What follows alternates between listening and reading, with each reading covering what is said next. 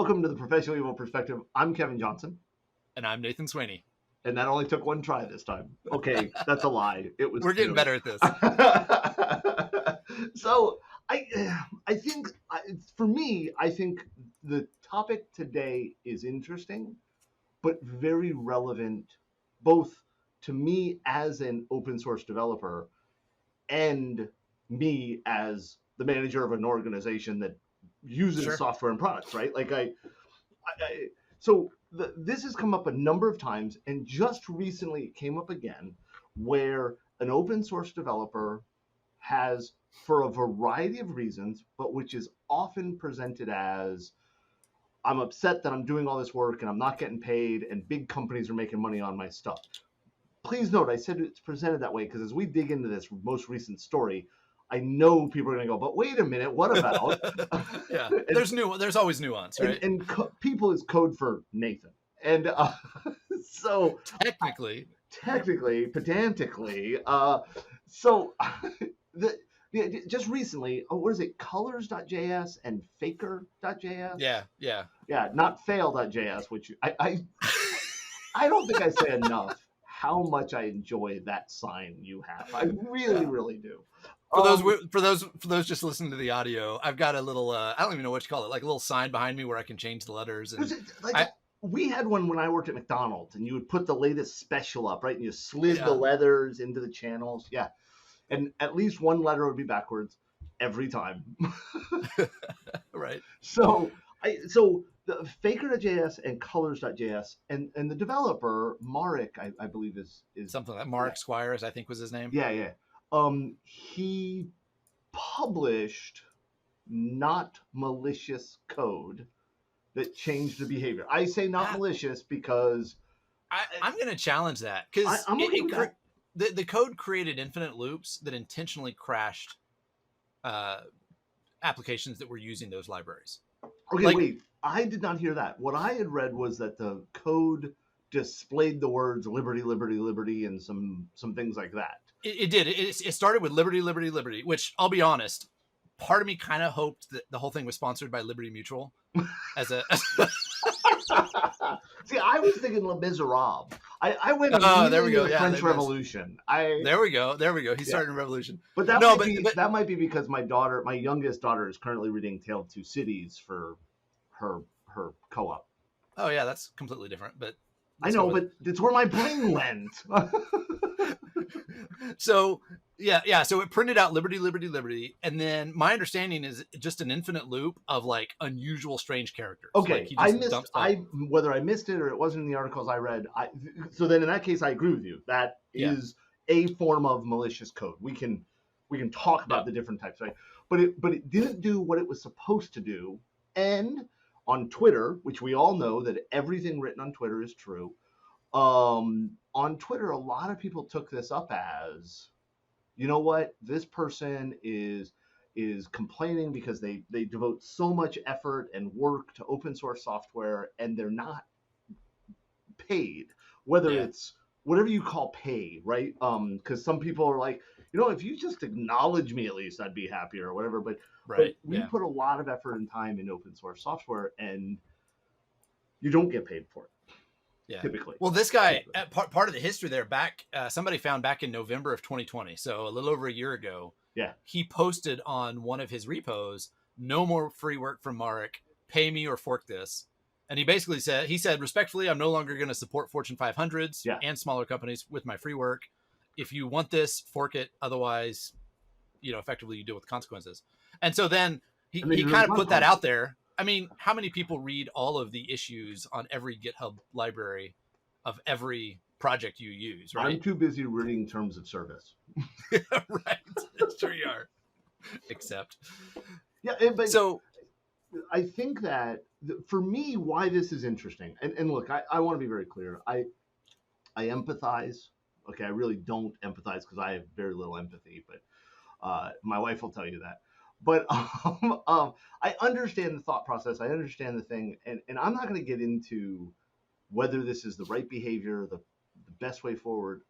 My curiosity is, what should we all do to help support open source and I'm biased because right, we as an organization, as individuals, we do a lot in open source and things like that. And I'm not looking for people to pay us. Like I mean, don't get me wrong, I am hire Secure Ideas for stuff, but I don't expect to be paid for the open source stuff.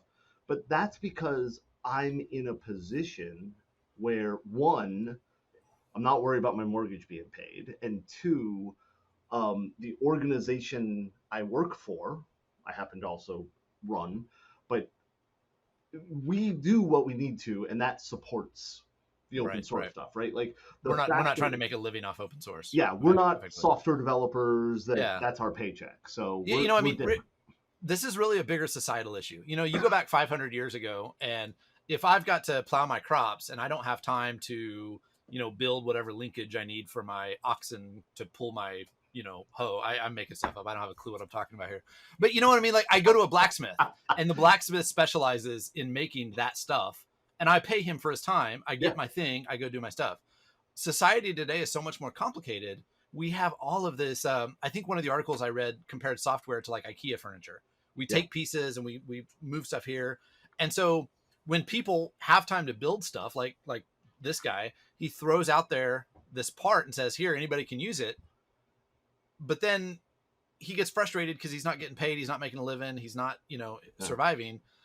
How do we deal with that from a societal perspective? Well, I mean, like it's a challenge. And keep in mind his situation or whoever's situation changes, right? Sure, I know of a lot of people who, while they're in school, as a matter of fact, quite often at college or high school or whatever, they're encouraged to build open source stuff, publish it, right? Do all this kind of stuff. And when you're, looking back to, just a few years ago when I was in high school, 500 years ago. That's what I was talking about. Were you going down the blacksmith training? Yeah, totally. The blacksmith training. I was an apprentice. I could totally see if open source really existed back then. God, I'm old. So, I could totally see that while I was in high school publishing something and not really worrying about who was using it, how it was being used, because I wasn't responsible for my day-to-day living. That's not actually true, but let's go with it. Yeah. But then I move out into the world, whatever that means, and now I'm responsible for a car payment or a house payment or feeding myself. And all of a sudden it becomes, wait a minute, I'm spending a lot of time on this. How do I survive? You'll forget getting rich, right? Forget the political aspects of Fortune 500 companies using my software and not paying me and they're making millions. Ignoring that aspect, just the day-to-day, how do I feed myself? How do I ensure that I have the time? Plus, what a lot of people don't think about, and this is one of the things, I don't know, do you follow Snipey Head, Snipe IT? I don't pay attention to anybody on Twitter. There's nothing of value there. She is awesome. And she runs a software company that is completely based on open source software that she and her team have built. And one of the things that she does quite often, which I really like, is she actually talks about the ramifications of trying to commercially support an open source thing, right? Yeah. And a lot of times she's complaining about, which is a valid complaint, and man, I hate the people for her. The people are like, man, I don't pay you anything for this, but dang it, I don't like the feature you rolled out and stuff like that. Right. But she actually, opens the kimono, I guess, or whatever that phrase is that people use. I don't know, where it's like, look at the real way we do this. Look at how we have to pay for this. Like there's salaries and benefits and all this kind of stuff. And I don't think many people think about that aspect. Yeah, they don't understand the full ramification of all the context of everything that goes into it. Yeah, I mean, I think one of the challenges is, you create a module. Like I made stuff when I was in college that I'm like, hey, this is kind of neat. This is fun. I wasn't getting paid for it or whatever. None of those things turned into like, here, this is really popular and now everybody uses it. Yeah. But like the colors JS thing, like that surprised me. I was looking at the results. It averages 22.4 million downloads per week. right? Like this is something that he created, and I have no idea how much time was put into it. I don't have any idea how much time is spent on maintaining it, but this is clearly something where, the dude's looking at it and said, hey, here's this massive amount of people using it. I just want a small portion of that, right?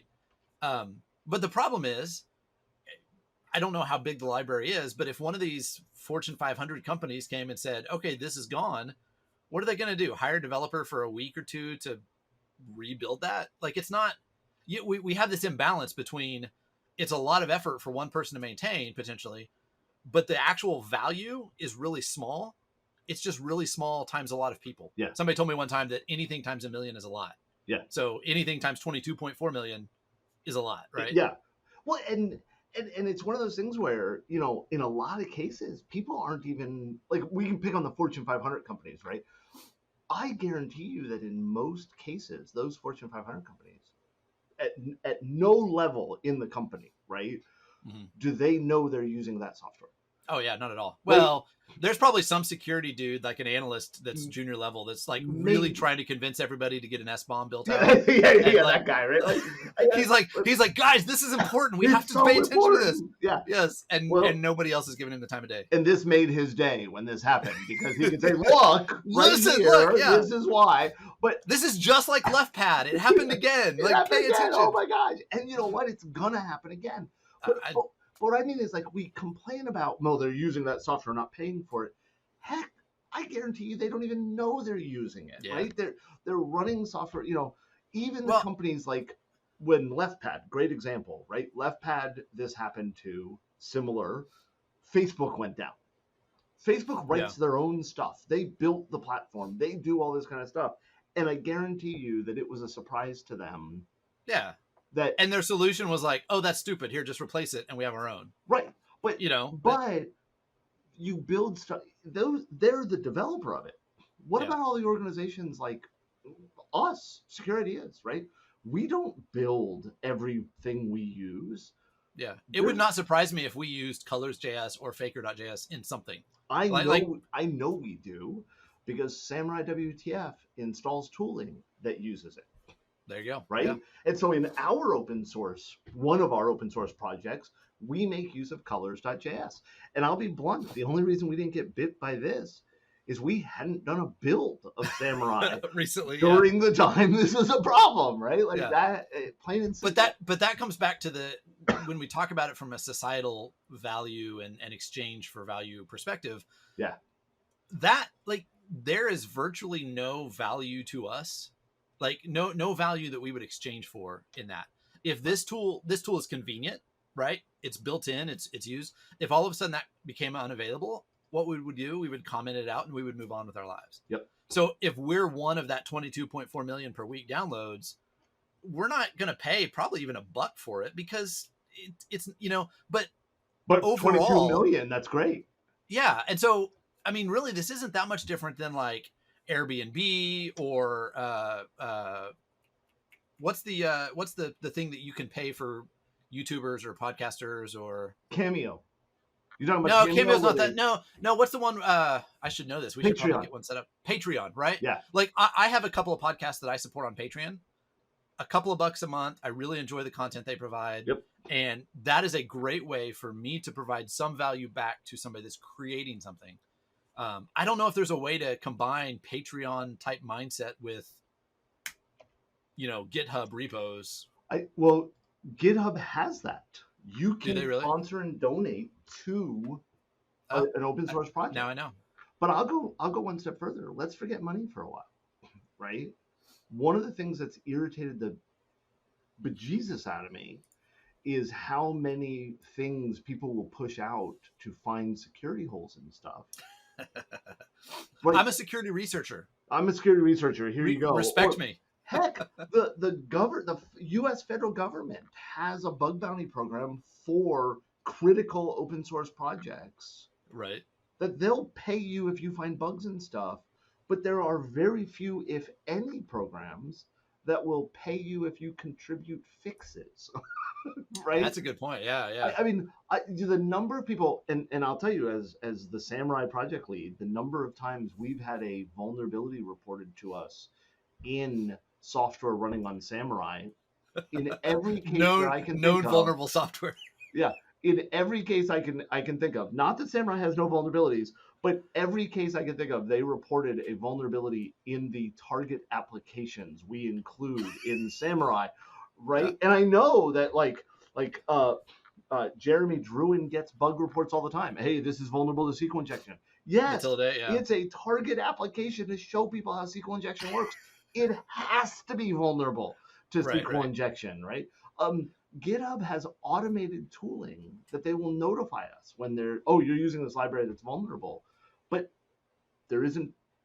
Now, GitHub has done a good job. They actually do a pull request with the fix to upgrade to the new version, which is that I like, right? Nice. So I get a notification, hey, you've got a library here that has this vulnerability that you're using, colors.js or whatever. And by the way, here is a PR that you can accept, and it fixes the problem. Now, for us with Samurai, we can't accept that because those fixes. The goal is for it to be vulnerable. Yeah, which is. But you know what? GitHub doesn't give me the chance to say no, don't tell me on this app. Right. To your point, though, like that speaks to the idea that there's a wide variation in people's skill sets and what the value they perceive in themselves. Right. Like we get those security researcher alerts of, hey, I scanned your site with a hacked version of, AppScan or whatever. And here's these, if you pay me a little bit of money, I'll tell you about these, information disclosure issues or whatever that. And to be clear, because every single time I make my comments about security researchers, I get calls from friends and whatever saying, hey, I'm a security researcher and you're talking about me. No, I'm not. I'm talking about the jackholes that don't know what they're talking about, that really are just trying to hide their criminal attempts by saying they're security researchers. And that's my point. Like, for everybody that's extremely competent and professional, you got 10 people that think they're just as competent and just as professional, and they're, I don't want to say clueless, but they're not as competent, right? Like, I'm thinking of I got a friend just a couple of days ago. He was telling me his daughter is dating this guy. This guy went to welding school, got a degree, learned a trade. Awesome. I'm a huge proponent of that. But he's convinced that he's amazing. And every job that he gets, they bump him to the late shift and he has to work overnight, and then they start reducing his hours. And like, my friend is telling me, like, I don't know how to tell this guy. They're trying to push you away. Like, they're trying to get you to quit so they don't have to fire you. But the guy's convinced he's so good. And like, there's this, I don't know anything about this Merrick guy. I know if you Google his name a little bit, you'll find somebody that lives in the same city as him with the same name that seems to do the same thing. Was arrested for having bomb making materials after he accidentally set his apartment on fire. I don't know if it's the same guy exactly, but it makes me wonder, like, all right, maybe you're not getting that 6-figure pay from a Fortune 500 company because there's other issues. No, I want to be very clear, because I don't want us to be accused of gatekeeping here, right? Because because that's a real thing, right? We're not talking about the people who are learning and trying to move forward. No, we're not talking at all. about the people who don't pay attention to the feedback and the advice and the help. And if you ignore the helping hand over and over and over again, you yourself are keeping yourself down. Right. And I think I find it funny that you say that, because I know a guy that went through welding school, and I swear you were telling me a story that I told you. No, this is literally Monday. Not, right? Like, I know you're not. It's the same as I think he went through. Do welding schools teach you that you're hot stuff? And I mean, no, I think intended, by the way. No, I think there's just a I don't want to say class, but there's a group of people that, have very high self-esteem or whatever. I don't know. They were given too many trophies as a kid for participating. Yeah, I don't know. I don't have any self-esteem, so I don't know how to handle that. I made a GitHub repo that's popular, so I deserve to earn 6 figures. And if I'm not earning that, the whole world's against me. And I know it's more complicated than that. Like I said, there's nuance, and people are probably going to roast us on Twitter. I hope so. But I love there are challenges here of how do we find a way to reinforce value and to pay these people some type of wage, some type of salary for the value they do provide, because but not have that completely abused and misused by the people that maybe the value is mostly in their head. My point is, like, these things, and you said it, right? They're individually, LeftPad doesn't have a lot of benefit or value. But the reality is, as a whole, it's very, very important, right? For whatever reason. I don't understand. I never would have thought, man, I'll publish this and millions and millions of people will use it. But obviously they did. Sure. And how do you measure that? I don't know, but I do know this. Whatever the reason, whatever the action, we do have to figure out how to continue to support and promote and fund the projects that we build all of our stuff on top of. And I don't know the right answer. I do know that as a business owner, I pay salaries to people that write code. I do that on purpose, right? And I purposely push, and I know that you, as one of our principal consultants, help promote that, is that as part of your job here at Secure Ideas, contribute, push things out at no cost, like free open source stuff, do training, do all that kind of stuff.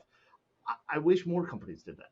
I think if every single company, and maybe it's, I know that when I worked at Blue Cross, we were allowed to donate so many hours to a charity. Right. We could spend, I don't know what it was, 5 hours a month or something. I don't know. That it was paid time that you were allowed to go and build houses for Habitat for Habitat for Humanity. Habitat for Humanity. I'm thinking Habitat for Humans, and I'm like, that's not right. But no, but to what your point, about though, like making that contribute code to these projects and part of the problem is like that tart starts to break down the bigger the company gets and the lower the margins they make. Right. Like it works for some business models. It works for, like a small company like us. But there's a lot of challenges there. I think something that I would like to pursue maybe in a future episode is the idea of micropayments and some of the conversations there about how that could be used or abused. And, it's kind of like crypto. There's a lot of people that are for it and think it's going to be the future. And a lot of people think it's a horrible idea that will fail. But I think it's something maybe we can talk about at a future episode. Interesting. So I don't think we have an answer, but I think people need to start thinking about it. And if you have ideas, throw them at us. Right? Yeah. So wrapping it up, we'll go ahead and throw out our Twitter accounts on the feed here. We've never done that before, but I don't think we have. But anyways, you can reach out to us. We'd love to talk to you, get your ideas. If you have ideas for a future episode of something we should talk about or rant about, or if you just think Kevin is completely wrong and I'm right, we do like to keep account of how many times somebody says Nathan is right. That's because it doesn't happen often. All right, Kevin, it's been great. Awesome. We'll see you in a couple weeks.